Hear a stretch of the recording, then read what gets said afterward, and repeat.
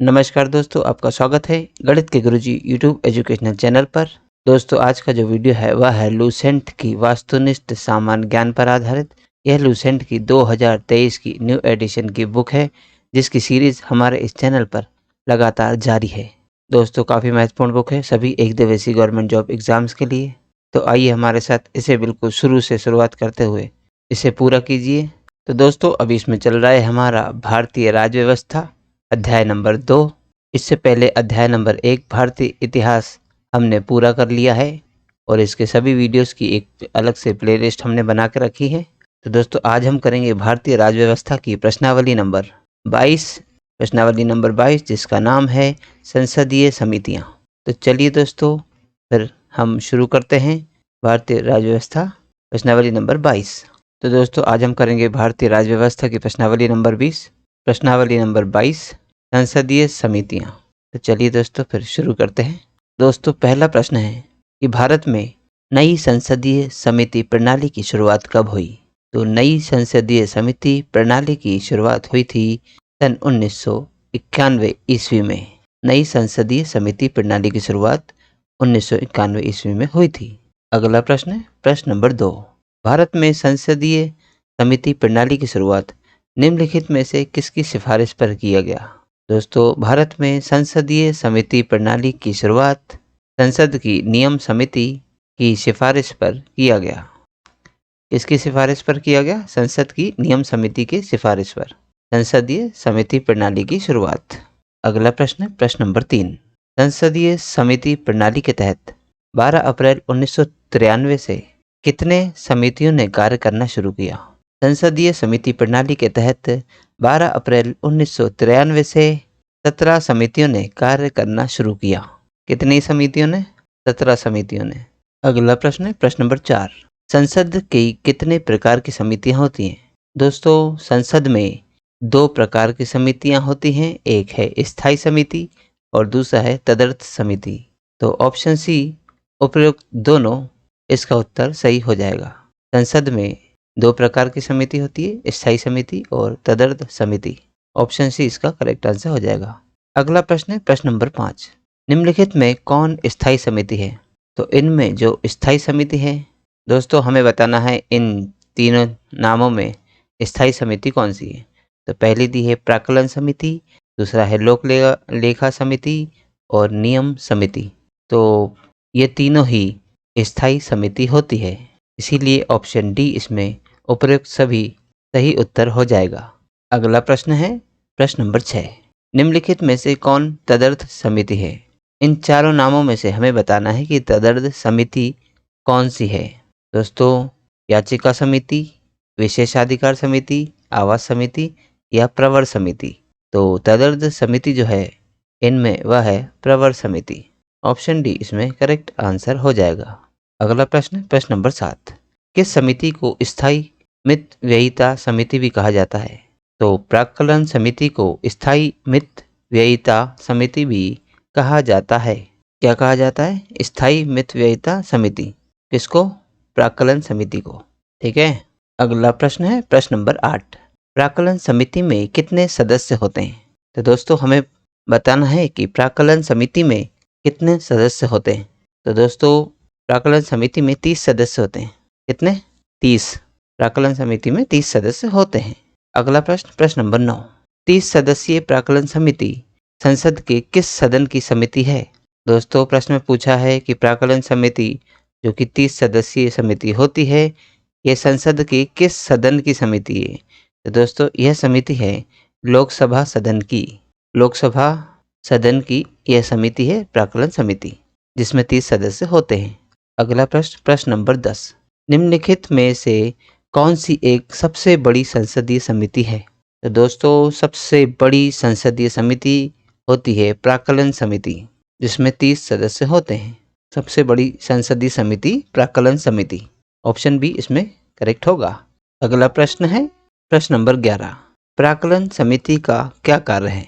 दोस्तों, प्राक्कलन समिति का कार्य है कि देश की आर्थिक स्थिति पर संसद में आर्थिक सर्वेक्षण प्रस्तुत करे और संसद में प्राक्कलनों के प्रस्तुत करने के प्रारूप के विषय पर सिफारिश करे। तो दोस्तों बी और सी इसमें करेक्ट है। ऑप्शन डी इसमें करेक्ट आंसर हो जाएगा। प्राक्कलन समिति के 2 कार्य हैं कि देश की आर्थिक स्थिति पर संसद में आर्थिक सर्वेक्षण प्रस्तुत करे और जो संसद में प्राक्कलनों के प्रस्तुत करने के प्रारूप के विषय में सिफारिश करे। अगला प्रश्न है प्रश्न नंबर 12। प्राक्कलन समिति के सदस्य कैसे चुने जाते हैं? तो दोस्तों प्राक्कलन समिति के सदस्य लोकसभा के सदस्यों में से ही चुने जाते हैं। लोकसभा के सदस्यों में से ही प्राक्कलन समिति के सदस्य चुने जाते हैं। ऑप्शन बी इसमें करेक्ट होगा। अगला प्रश्न प्रश्न नंबर 13। निम्नलिखित में से कौन सी संसदीय समिति में राज्यसभा का कोई सदस्य नहीं होता? तो दोस्तों वह है प्राक्कलन समिति जिसमें राज्यसभा का कोई सदस्य नहीं होता, यानी सभी लोकसभा के सदस्य होते हैं। प्राक्कलन समिति एक ऐसी संसदीय समिति है जिसमें राज्यसभा का कोई भी सदस्य नहीं होता। ऑप्शन डी इसमें करेक्ट आंसर होगा। अगला प्रश्न प्रश्न नंबर 14। निम्नलिखित में से संसद की वह स्थायी समिति कौन सी है जिसमें राज्यसभा के सदस्य शामिल नहीं होते? तो दोस्तों हमें मालूम है, अभी इससे पहले क्वेश्चन में हमने पढ़ा था कि प्राक्कलन समिति जो है जिसमें राज्यसभा के कोई भी सदस्य शामिल नहीं होते और प्राक्कलन समिति संसद की स्थायी समिति होती है। ऑप्शन बी इसमें करेक्ट आंसर होगा। अगला प्रश्न करेंगे प्रश्न नंबर 15। प्राक्कलन समिति के सदस्य कैसे चुने जाते हैं? दोस्तों प्राक्कलन समिति के सदस्य केवल लोकसभा से चुने जाते हैं। इससे पहले भी एक क्वेश्चन बिल्कुल सेम ऐसा ही था। तो प्राक्कलन समिति के सदस्य केवल लोकसभा से चुने जाते हैं। ऑप्शन ए इसमें करेक्ट आंसर होगा। अगला प्रश्न प्रश्न नंबर 16। लोक लेखा समिति में कितने सदस्य होते हैं? दोस्तों लोक लेखा समिति में होते हैं 22 सदस्य। कितने? 22। इसमें लोक लेखा समिति में 22 सदस्य होते हैं। अगला प्रश्न प्रश्न नंबर 17। लोक लेखा समिति में लोकसभा एवं राज्यसभा के क्रमशः कितने कितने सदस्य होते हैं? तो दोस्तों लोकसभा समिति में लोकसभा और राज्यसभा के सदस्य होते हैं 15 और 7, यानी कि लोकसभा के 15 और राज्यसभा के 7, कुल मिला के 22 सदस्य होते हैं लोक लेखा समिति में। ऑप्शन सी इसमें करेक्ट आंसर होगा। अगला प्रश्न प्रश्न नंबर 18। लोक लेखा समिति के सदस्य कैसे चुने जाते हैं? तो लोक लेखा समिति के सदस्य संसद के दोनों सदनों में से चुने जाते हैं। लोक लेखा समिति के सदस्य दोनों सदनों से चुने जाते हैं। लोकसभा से 15 और राज्यसभा से 7, कुल 22 सदस्य होते हैं इसमें। ऑप्शन ए इसमें करेक्ट आंसर होगा। अगला प्रश्न प्रश्न नंबर 19। लोक लेखा समिति में आगे हम ऑप्शंस में से पढ़ेंगे कि लोक लेखा समिति में लोकसभा के सदस्यों को ही लिया जाता है? नहीं, ऐसा नहीं है। राज्यसभा के सदस्यों को ही लिया जाता है? नहीं, ऐसा भी नहीं है। लोक लेखा समिति में 15 सदस्य लोकसभा से और 7 सदस्य राज्यसभा से लिए जाते हैं। हाँ, ये बिल्कुल सही है, क्योंकि इससे पहले प्रश्न में भी हमने यही पढ़ा था। ठीक है, ऑप्शन सी इसमें करेक्ट आंसर होगा। अगला प्रश्न है प्रश्न नंबर 20। भारत में संसदीय समितियों में से निम्न में से कौन सी एक विभागीय व्यय और अनियमितताओं पर निगरानी रखने के लिए रखवाले कुत्ते का कार्य करती है? तो दोस्तों वह समिति है लोक लेखा समिति जो विभागीय व्यय और अनियमितताओं पर निगरानी रखने के लिए रखवाले कुत्ते का कार्य करती है, रखवाले कुत्ते के कार्य के समान। तो लोक लेखा समिति वह भारतीय संसदीय समिति है जो विभागीय व्यय पर निगरानी रखती है। ऑप्शन सी इसमें करेक्ट आंसर होगा। अगला प्रश्न है प्रश्न नंबर 21। सार्वजनिक लोक लेखा समिति में राज्यसभा के कितने सदस्य होते हैं? तो दोस्तों लोक लेखा समिति में राज्यसभा के होते हैं 7 सदस्य। कितने? 7। राज्यसभा के 7 सदस्य होते हैं लोक लेखा समिति में। ऑप्शन ए इसमें करेक्ट आंसर होगा। अगला प्रश्न प्रश्न नंबर 22। भारत के नियंत्रक एवं महालेखा परीक्षक द्वारा प्रस्तुत प्रतिवेदन के आधार पर कौन समिति कार्य करती है? दोस्तों भारत के नियंत्रक एवं महालेखा परीक्षक द्वारा प्रस्तुत प्रतिवेदन के आधार पर लोक लेखा समिति कार्य करती है। कहने का मतलब यह है कि जो नियंत्रक एवं महालेखा परीक्षक है उनके द्वारा प्रस्तुत कोई प्रतिवेदन है, उसी के आधार पर लोक लेखा समिति उस पर कार्य करती है। ऑप्शन बी इसमें करेक्ट आंसर होगा। अगला प्रश्न है प्रश्न नंबर 23। परंपरा के अनुसार निम्न में से किस समिति के अध्यक्ष पद पर विरोधी दल के संसद सदस्य को नियुक्त किया जाता है? तो दोस्तों प्रश्न में ये पूछा गया है कि ऐसी कौन सी समिति है जिस समिति का अध्यक्ष को विरोधी दल के संसद सदस्य को बनाया जाता है? तो दोस्तों वह है लोक लेखा समिति। लोक लेखा समिति में जो अध्यक्ष होता है वह विरोधी दल का सदस्य होता है। ऑप्शन ए इसमें करेक्ट आंसर होगा। अगला प्रश्न है, किस संसदीय समिति को प्राक्कलन समिति की जुड़वा बहन कहा जाता है? दोस्तों प्राक्कलन समिति की जुड़वा बहन है लोक लेखा समिति। कौन सी? लोक लेखा समिति प्राक्कलन समिति की जुड़वा बहन। अगला प्रश्न है प्रश्न नंबर 25। निम्नलिखित में से वह प्राधिकार कौन सा है जो भारत की समेकित निधि से राज्यों के राजस्व सहायता अनुदान पर लागू होने वाले सिद्धांतों की सिफारिश करता है? तो दोस्तों वह प्राधिकार है लोक लेखा समिति जो भारत की समेकित निधि से राज्यों के राजस्व सहायता अनुदान पर लागू होने वाले सिद्धांतों की सिफारिश करता है। अगला प्रश्न है प्रश्न नंबर 26।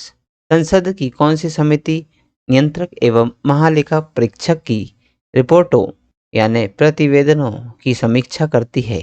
तो दोस्तों लोक लेखा समिति नियंत्रक एवं महालेखा परीक्षक की रिपोर्ट की समीक्षा करती है। प्रश्न में पूछा गया है कि कौन सी समिति संसद की नियंत्रक एवं महालेखा परीक्षक की रिपोर्ट की समीक्षा करती है? तो इसका उत्तर होगा लोक लेखा समिति। अगला प्रश्न है प्रश्न नंबर 27। लोक लेखा समिति अपनी रिपोर्ट किसको प्रस्तुत करती है? लोक लेखा समिति अपनी रिपोर्ट लोकसभा के अध्यक्ष को प्रस्तुत करती है। लोक लेखा समिति अपनी रिपोर्ट लोकसभा के अध्यक्ष को प्रस्तुत करती है। अगला प्रश्न है प्रश्न नंबर 28। भारतीय महानियंत्रक और महालेखा परीक्षक किसके लिए एक मित्र, दार्शनिक और मार्गदर्शन के रूप में कार्य करता है? तो दोस्तों प्रश्न में पूछा गया है कि महानियंत्रक और महालेखा जो परीक्षक होता है वह एक मित्र, दार्शनिक और मार्गदर्शक की भांति किसके लिए कार्य करता है? तो वह करता है लोक लेखा समिति के लिए। ठीक है, लोक लेखा समिति के लिए महानियंत्रक और महालेखा परीक्षक एक मित्र, दार्शनिक और मार्गदर्शन के रूप में कार्य करते हैं। अगला प्रश्न है प्रश्न नंबर 29। निम्नलिखित में से कौन विषयगत समिति है? तो दोस्तों कृषि समिति, पर्यावरण एवं वन समिति, विज्ञान एवं प्रौद्योगिकी समिति, ये सभी विषयगत समितियां हैं। ऑप्शन डी इसमें करेक्ट आंसर होगा। अगला प्रश्न है प्रश्न नंबर 30। निम्नलिखित में से किस समिति में लोकसभा के 15 एवं राज्यसभा के 7 सदस्य होते हैं? तो दोस्तों सरकारी उपक्रम समिति, लोक लेखा समिति और विज्ञान एवं प्रौद्योगिकी समिति, ये ऊपर दी गई सभी समिति में लोकसभा के 15 और राज्यसभा के 7 सदस्य होते हैं। इसीलिए ऑप्शन डी इसका करेक्ट आंसर होगा।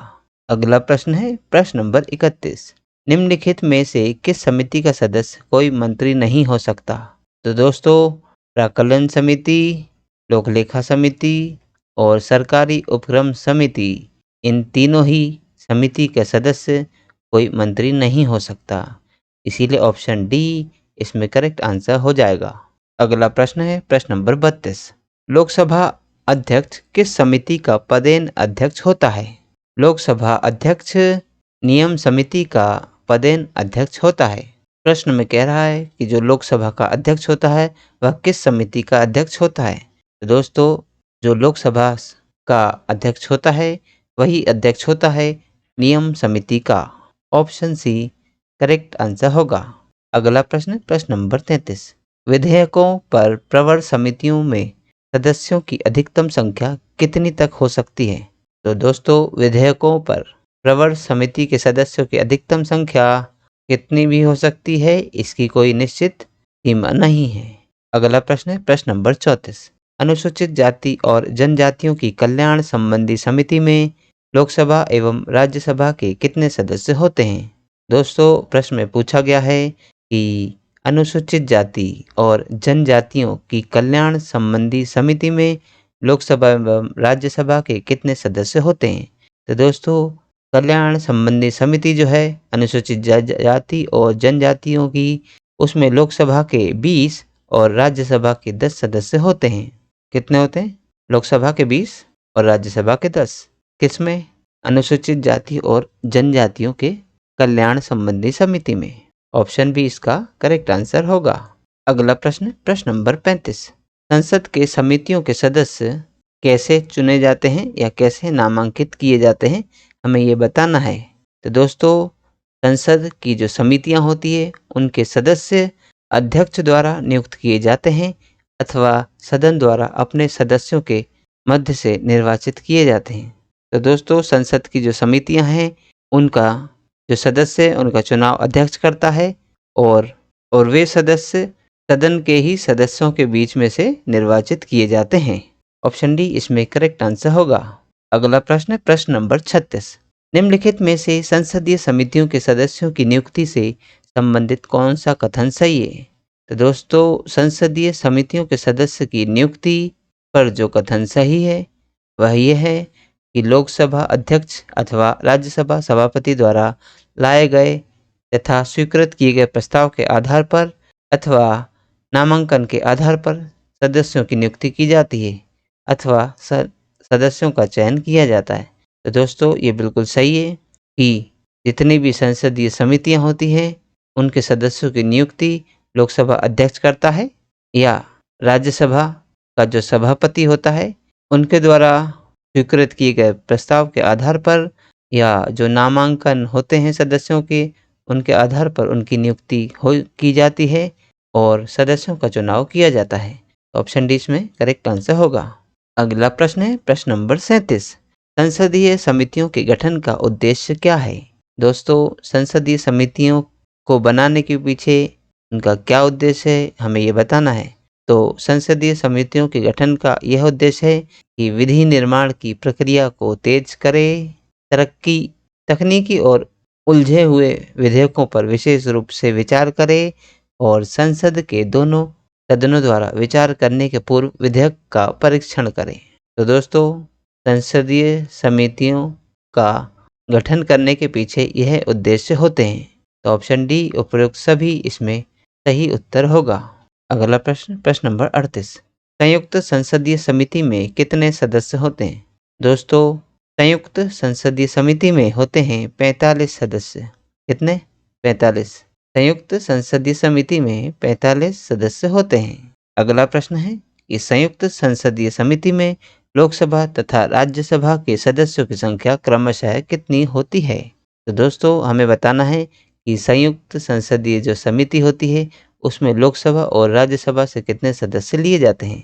तो जो संयुक्त संसदीय समिति है उसमें से लोकसभा के 30 और राज्यसभा के 15 सदस्य लिए जाते हैं, यानी कि 45 सदस्य होते हैं। ऑप्शन ए इसमें करेक्ट आंसर होगा। लोकसभा के 30, राज्यसभा के 15 सदस्य लिए जाते हैं संयुक्त संसदीय समिति में। अगला प्रश्न है प्रश्न नंबर 40। कुल 17 संसदीय समितियों में से कितने समितियों के अध्यक्ष लोकसभा के सदस्य होते हैं?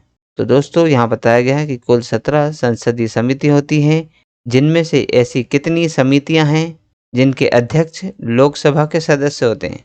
तो दोस्तों, वो है 11 जिनके अध्यक्ष लोकसभा के सदस्य होते हैं और बाकी के अध्यक्ष होते हैं राज्यसभा के। तो 11 समितियों के अध्यक्ष लोकसभा के सदस्य होते हैं। ऑप्शन सी इसमें करेक्ट आंसर होगा। अगला प्रश्न है प्रश्न नंबर 41। संयुक्त प्रवर समिति में कितने सदस्य होते हैं? दोस्तों, संयुक्त प्रवर समिति में होते हैं 45 सदस्य। कितने? 45। संयुक्त प्रवर समिति में 45 सदस्य होते हैं। अगला प्रश्न है कि संयुक्त प्रवर समिति में लोकसभा और राज्यसभा के सदस्यों की संख्या क्रमशः कितनी होती है? तो दोस्तों, लोकसभा के सदस्य होते हैं 30 और राज्यसभा के होते हैं 15। किसमें?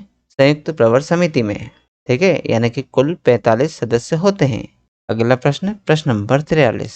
निम्न में से कौन समिति विभिन्न विषयों पर चर्चा के लिए समय का निर्धारण करती है? तो दोस्तों, कार्य सलाहकार समिति जो है वह समिति के विभिन्न विषयों पर चर्चा के लिए समय का निर्धारण करती है। अगला प्रश्न है प्रश्न नंबर 44। निम्न में से कौन सा सार्वजनिक व्यय पर संसदीय नियंत्रण का अंग नहीं है? तो दोस्तों, सार्वजनिक व्यय पर संसदीय नियंत्रण का अंग जो इनमें नहीं है वह है भारत का नियंत्रक एवं महालेखा। दोस्तों, संसदीय नियंत्रण होती है केवल लोकसभा समिति में, प्राक्कलन समिति में और सार्वजनिक उपक्रम समिति में। अगला प्रश्न है प्रश्न नंबर 45। भारत में संसद की वित्तीय समितियां निम्नलिखित में से कौन सी हैं? दोस्तों, वित्तीय समितियां हैं लोक लेखा समिति, प्राक्कलन समिति और लोक उपक्रम समिति। ये तीनों ही वित्तीय समितियां हैं। तो ऑप्शन डी इसमें करेक्ट आंसर होगा। अगला प्रश्न है प्रश्न नंबर 46। सुमेलित कीजिए, सूची 1 को सूची 2 के साथ सुमेलित करना है। सूची 1 में संसद की समितियों के नाम दिए हैं और सूची 2 में उनके द्वारा किए गए कार्य दिए हैं कि कौन सी समिति क्या कार्य करती है। तो दोस्तों, सबसे पहले है प्रवर समिति। प्रवर समिति वित्त की समीक्षा करती है तथा परिवर्तन का सुझाव देती है। तो प्रवर समिति में हो जाएगा ए का 2 हो जाएगा, वित्त की समीक्षा करना तथा परिवर्तन का सुझाव देना। अगला है लोक लेखा समिति। लोक लेखा समिति सरकारी पैसा सही ढंग से खर्च हुआ है या नहीं इसकी परीक्षा करती है, ठीक है। और प्राक्कलन समिति बजट में विभागीय व्यय की जांच करती है। तो ए का हो जाएगा 2, बी का है 3 और सी का है 1। 2, 3, 1 ऑप्शन डी इसमें करेक्ट आंसर होगा। तो दोस्तों, आज की इस प्रश्नावली में कुल 46 प्रश्न थे जो हमारे द्वारा पूर्ण कर लिए गए हैं। दोस्तों, यदि आप आज की वीडियो का पीडीएफ चाहते हैं या हमारे यूट्यूब के सभी वीडियोस की पीडीएफ चाहते हैं तो आप हमारे टेलीग्राम चैनल गणित के गुरुजी को ज्वाइन कर सकते हैं। चैनल ज्वाइन करने के लिए आपको नीचे दिए गए मोबाइल नंबर पर संपर्क करना होगा, या तो आप व्हाट्सएप करें या कॉल करें।